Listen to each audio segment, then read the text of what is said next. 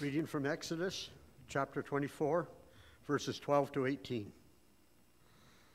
The Lord said to Moses, "Come up to me on the mountain and wait there, and I will give you the tablets of stone with the law and the commandment, which I have written for their instruction."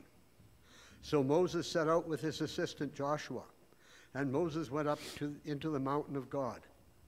To the elders he had said, "Wait here for us until we come to you again, for Aaron and Hur are with you.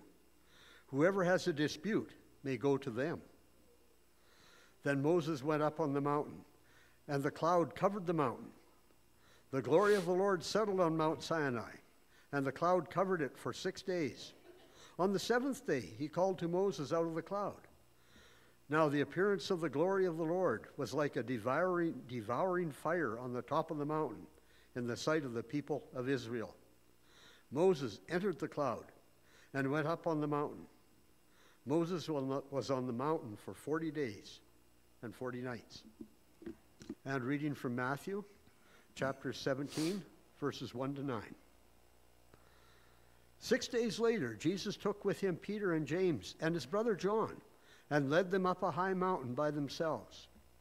And he was transfigured before them, and his face shone like the sun, and his clothes became dazzling white. Suddenly there appeared to them Moses and Elijah talking with him.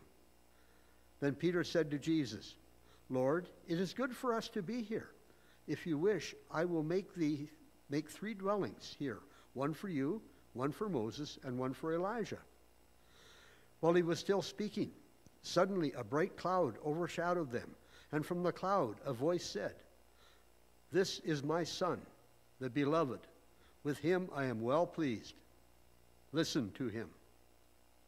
When the disciples heard this, they fell to the ground and were overcome by fear. But Jesus came and touched them, saying, "Get up and do not be afraid." And when they looked up, they saw no one except Jesus himself alone. As they were coming down the mountain, Jesus ordered them, "Tell no one about the vision until after the Son of Man has been raised from the dead." So back in the day, long before I was born, well, long before any of us, yeah, I think so, long before any of us were born, back in the day, people used to homestead here. And I did not actually, you probably knew this, but I didn't know that homestead was actually a thing. I thought it was a word that you used to describe the family home. But it's a thing. Homestead means that you're far enough away from services, let's say, that you actually have to be remarkably self-sufficient. Like not just you make a few jams and jellies kind of thing, but like you were self-sufficient because the closest town was probably half a day or more to get supplies and things. So you had to know what you were doing. And that's how people came here, right? Is that they were far enough away from everybody that you had to know what you were doing. And in those days, when people gathered for worship to have church, they'd meet in a living room. The parlor, probably. So the people who gathered there were probably, if they weren't family, immediate family, they were probably family of some kind, or a hired hand, or your closest neighbor who probably had to walk for a couple hours to get to your house. You had the service there, and the pastor came to you on a horse, circuit riders, and that's what you knew. That was the people you knew as your community of faith. And that's how we saw each other in that community of faith, as family and friends. That's how you knew each other. And then things got a little bit more developed, and people got living closer together, and before you know it, we got towns, and of course then you have people coming together in a town. So you have to have a church. And so we built a little wooden thing, and people contributed either the building materials or their labor. Maybe if you had a few bucks, you might contribute some money, but more often than not, it was you that was contributed to the work of building this thing, and people got together and they built it together. And sometimes they got along, sometimes they didn't, but the thing got done, and before you know it, people are meeting together inside it as a group, and suddenly you know more people. And so your community of faith was a little bit bigger, and you start to see people a little bit differently. You see them in a different light. And time goes on, and the town gets a little bit bigger, and you feel the need to have your own pastor, not somebody who comes to town on one day and then rides on. And so we have our own pastor, and we find somebody to come, and of course then you got to build them a house, and then they got to be fed and stuff. And not everyone agrees on the person, but at least it was somebody, so we'll go along with that. I did notice he was using a lot of coal, and when we gave him a chicken each week, that was to pay him, that didn't seem to last very long, and the pastor was getting kind of round. But that's okay. People had discussion about it, and some people are fine with that, some people weren't, and so a little bit of friction, but generally it was okay, and people started to see each other in a different light because things were different.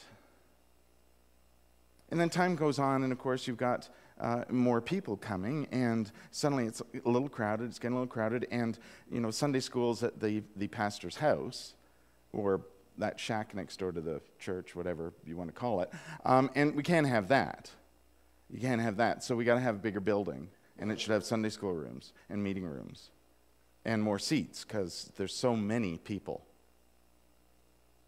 And so we build a new building, and that's expensive, and it needs to look like a church, but we don't want to be too fancy. Well, some people want it fancy. Like, do you get the stained glass windows, or do you not get the stained glass windows?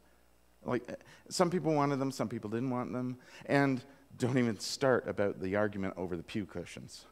But it gets done. It gets done. There's some friction, but it gets done. And people work together to make it happen. And because they were working together to make it happen, and it was more people, and it was different people, and people were doing things together, you start to see people in a different light. Well, it's not long, of course, before that building's too small too, or it's getting on a bit, or it might have been that Easter Sunday when the floor fell in. But sooner or later, you decide to build a new building.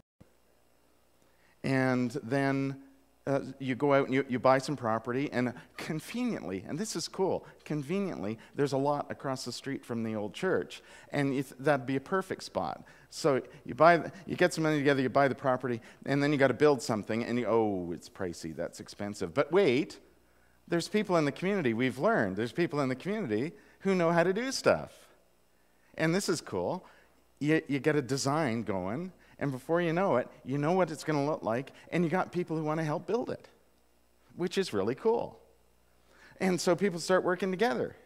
Well, every now and then there's a little disagreement, but it's nothing.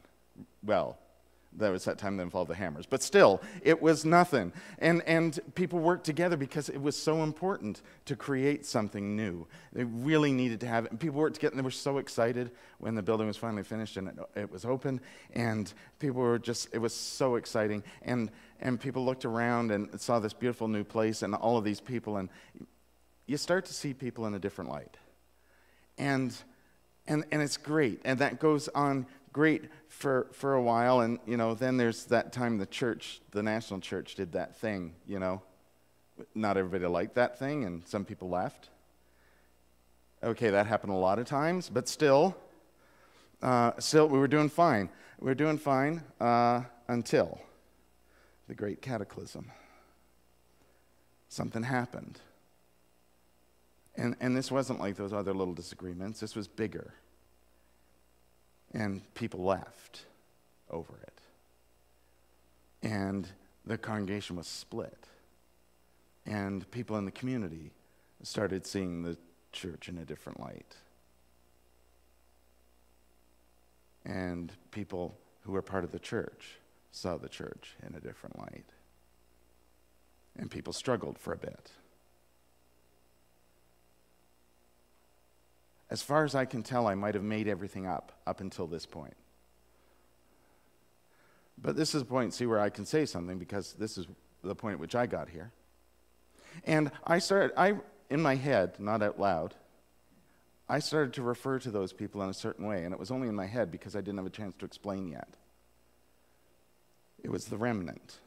Let me tell you what I mean by that, because it's a really good thing and incredibly complimentary. It is. Some of you will probably already know the story in the Bible from the Old Testament of when the Assyrians conquered the Israelites, and they sent a bunch of them off to Babylon, the period of exile, right? They didn't send everybody. There was a few people who were they remained in Jerusalem. And they did their best to keep things going.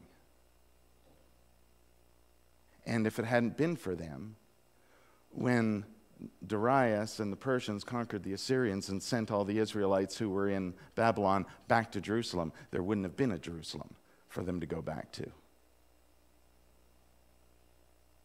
They were called the remnant because they were literally what was left from that moment in which things were crushed.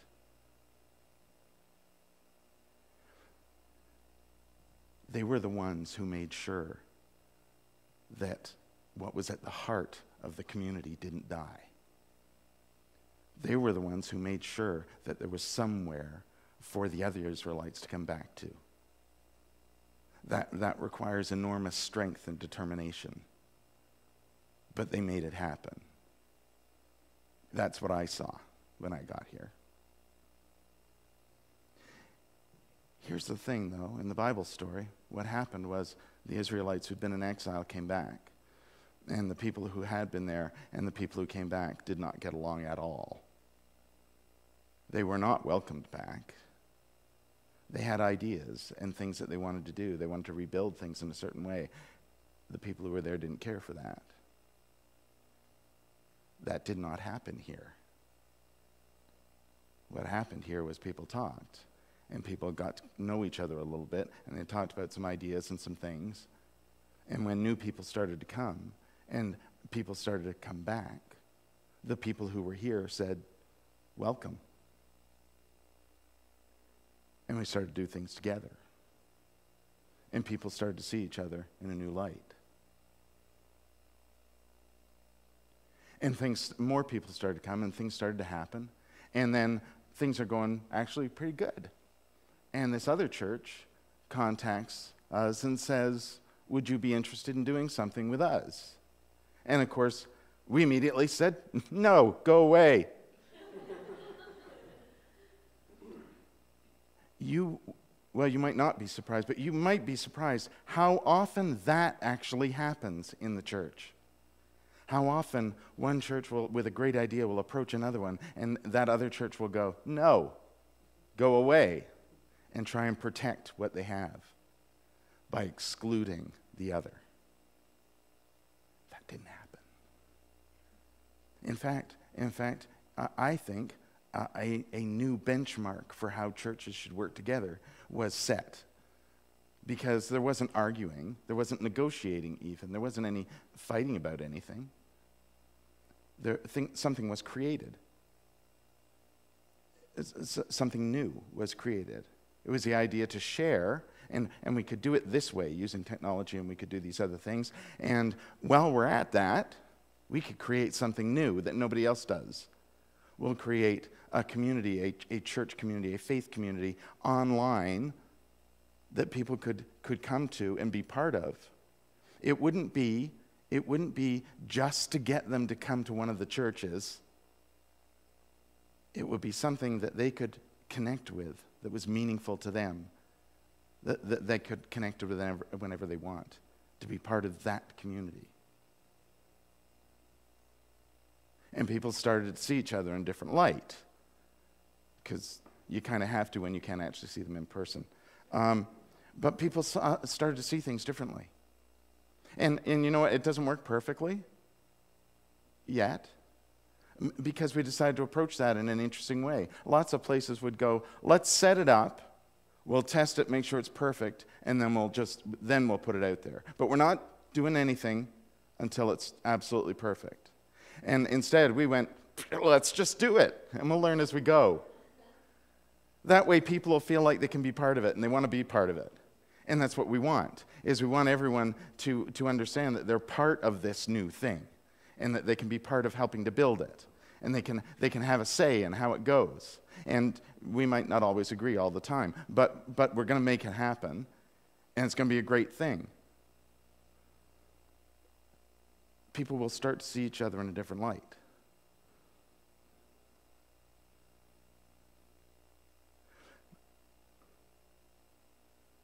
I told this story on Wednesday at the Coronation Presbytery meeting. Just like that, more or less. Because I think it's a story that ought to be familiar to lots of people. It ought to be familiar to lots of churches. I have a feeling there were a few people sitting there on Wednesday who heard this story, and yes, it was indeed familiar. But when I got to the parts about how people didn't really always get along, that was the part that they remembered the most. Not the "we went forward," but where it stopped. Because unfortunately, that is what happens far too often. There is something that stops everything.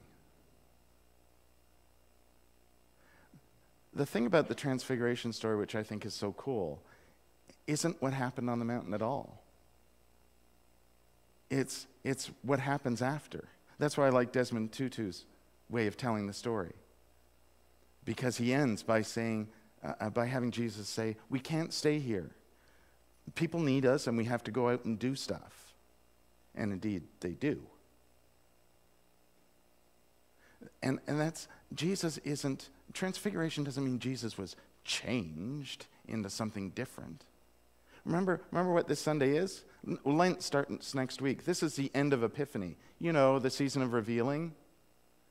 The season that has all of the stories about how Jesus is revealed as Jesus. All of the things that we know about Jesus, all of the things that go into those stories of things that Jesus does and how Jesus teaches and what Jesus teaches, it's all in this season of Epiphany, the season of revealing. And so here we are on this last Sunday, and we hear this story, wonderful story, in which Jesus is revealed to be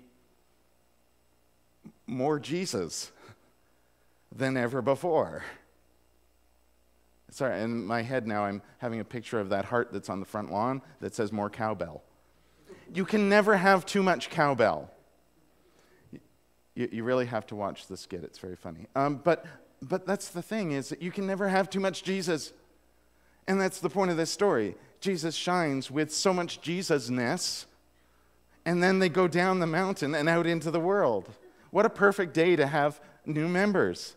What a perfect day to have a song called One Voice. Awesome choice. We are so much more together. So much more together. And that's what's so important about Transfiguration. Do you think the disciples got the point? They wanted to stay.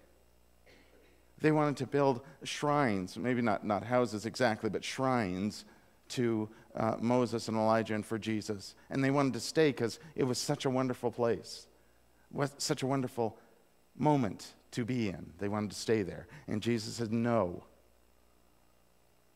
we have to go and do. All of those moments in our story, whether it's a moment of great celebration and great joy, or whether it's a moment of conflict or resilience, those moments have to drive us forward. We have to go out and do. We can't just sit there. We have to go forward. That's and the timing of this, of course, right before Lent too, right? That time, that period where we want to remind ourselves, we want to sort of reflect on who we are, remind ourselves who we are. Sort of that time that we traditionally look at as a period of self-examination before that big moment, right? The big moment, remember the big moment, Easter? The big moment. It's not just a moment. We have to go forward from it. It's such a great story to remind us about that. You can't stay on the mountain, whatever your mountain is. even if that mountain is this room and each other, we must go forward.